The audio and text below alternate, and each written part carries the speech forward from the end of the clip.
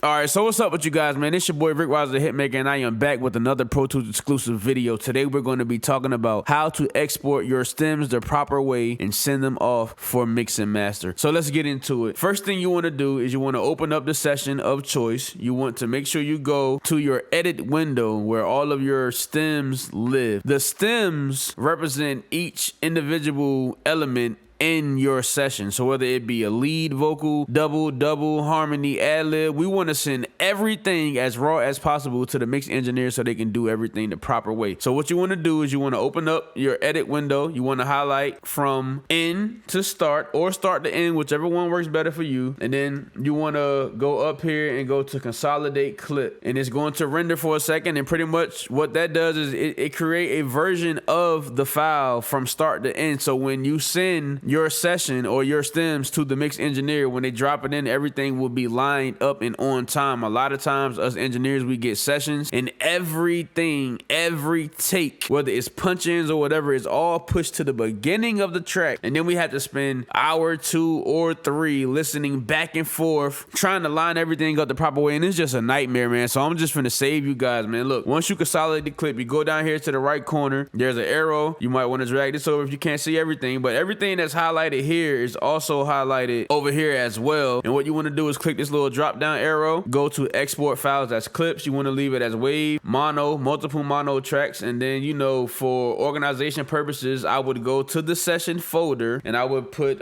name of it, let's call it Luck Chapo Jerome stems. You want to go inside that folder and you just want to go to use current folder, export the files right then and there. This is going to save you a headache. This is going to save the engineer a headache. And more importantly, when you want your song mixed, you don't want to send it pre-mixed unless you love your pre-mix. But a lot of times it's best to just send the song raw with no compression, no EQ, no nothing, so the engineer can control it as much as possible, man. So yeah, it's your boy Rick Ross, the Hitmaker, man. I feel like I just solved the problem for a lot of engineers out there, man. So if you're having a lot of problems with your sessions and how to use Pro Tools, make sure you tune in to your boy Rick Wise, the Hitmaker, man, because I'm going to be dropping a lot of helpful exclusive tips and tricks on how to do this and how to do all of that with Pro Tools, man. So make sure you subscribe and follow your boy, man. Appreciate your time.